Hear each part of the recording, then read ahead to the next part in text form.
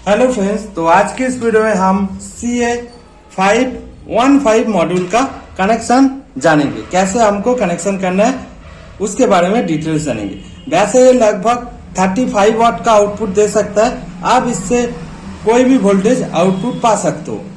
आपका जरूरत के हिसाब से आप जरूर यहाँ पे वोल्टेज आप पा सकते हो, लेकिन लिमिटेशन सिर्फ 35 वाट का है, तो ये आप जरूर ध्यान रखिएगा। तो उसके बाद इसके साथ एक इंस्ट्रक्शन मैनुअल आता है, तो पहले तो हम इसको रीड कर लेंगे और आप लोगों को और बेसिकली मैं थोड़ा सा समझा देता हूँ ये कैसे काम कर रहा है।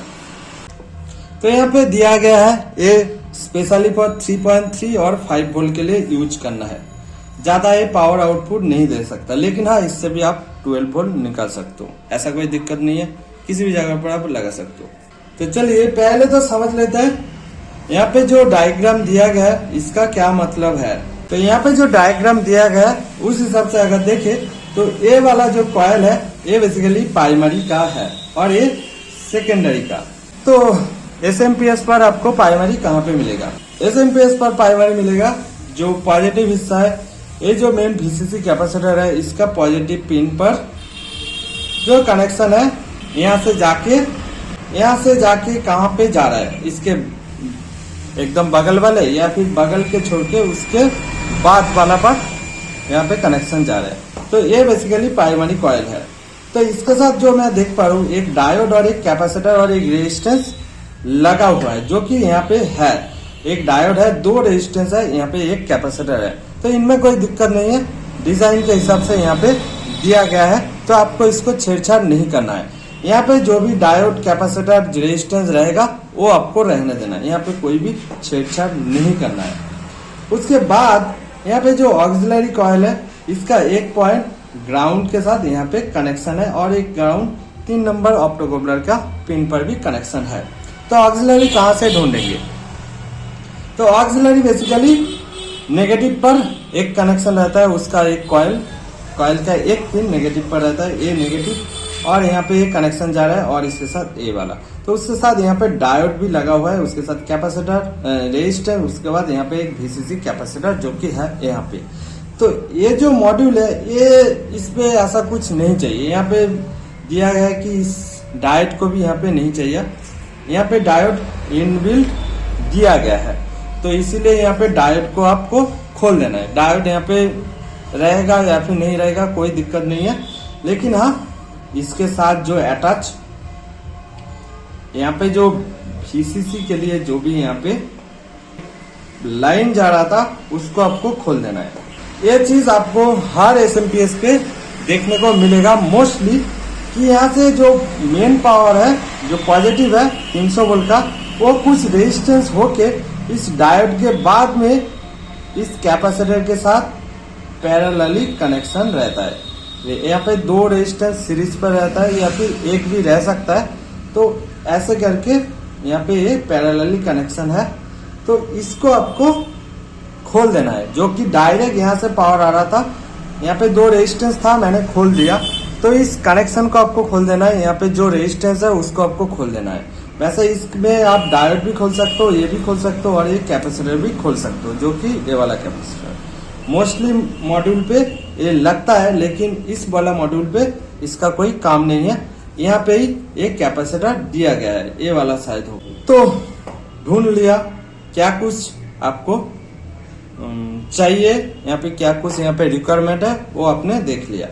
और यहाँ पे जो 4 नंबर पिन है इसका भी कनेक्शन, पहले तो इसको यहाँ पे सब साफ कर देना है। जो भी यहाँ पे कंपोनेंट मेन जो आईसी है उसको आपको तो पहले खोल देना है। अगर मॉसफेट है उसके साथ उसको भी आपको खोल देना है, जैसे कि इसमें भी मॉसफेट है, इसको भी हमको खोल देना होगा। और आईसी यहाँ पे पहले था, मैंने खोल दिया। तो यहाँ पे जो ऑप्टोकोपलर का 4 नंबर पिन है उसके साथ भी यहाँ पे कैपेसिटर रहता है। तो यहाँ पे जो 4 नंबर पिन है ये आईसी के साथ कनेक्शन रहता है, उसके साथ भी यहाँ पे कुछ रेजिस्टेंस वगैरह भी हो सकता है। तो यहाँ पे सारा कुछ आपको खोल देना है, यहाँ पे इसका कोई जरूरत नहीं है आपको। मेनली ये वाला डायोड यहाँ पे भी नहीं जरूरत है, इसको भी खोल सकते हो, लेकिन ये वाला पोर्शन आपको नहीं खोलना है, ठीक है। ओके, तो चलिए कनेक्शन को समझ लेते हैं पहले, कौन सा कनेक्शन कहाँ पे करना है। यहाँ पे ग्रीन लाइन दिया गया है 300 वोल्ट कैपेसिटर पर, मतलब इस कैपेसिटर का पॉजिटिव पर इस ग्रीन वायर को लगाना है। उसके बाद आता है रेड वायर। तो रेड वायर को हमको लगाना है जो हमारा प्राइमरी कॉइल है उसका दूसरा सिरा पर। यहाँ पे पॉजिटिव जा रहा है प्राइमरी, यहाँ से ये कनेक्शन है। तो यहाँ पे मॉसफेट खोल के यहाँ पे डायोड वायर रहने देना है और यहाँ पे रेड वायर को कनेक्शन कर देना है। हो गया। उसके बाद व्हाइट वायर आपको कहाँ पे कनेक्शन करना है?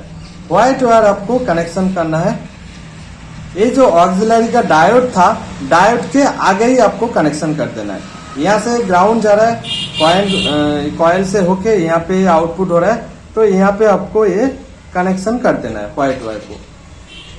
तो इसका जो ब्लैक वायर है ये बेसिकली ग्राउंड है, तो ग्राउंड आपको ये वाला पॉइंट पर ये ग्राउंड कर देना है। उसके बाद जो ब्लू वाला हिस्सा है ये बेसिकली फीडबैक है, तो इसको हमको 4 नंबर पिन पर ऑप्टोकॉपलर का 4 नंबर पिन पर कनेक्शन करना है। तो यहाँ पे 2 ऑप्टोकॉपलर है, इस पे आपको ध्यान नहीं देना है, ये वाला ऑप्टोकॉपलर यहाँ पे काम कर रहा है। तो 1 2 3 4, तो 4 नंबर पिन पर हमको कनेक्शन करना है। तो ये इसका बेसिकली 3 नंबर पिन ग्राउंड रहता है, तो आप जरूर वो चेक कर लीजिएगा ग्राउंड वहाँ पे है कि नहीं।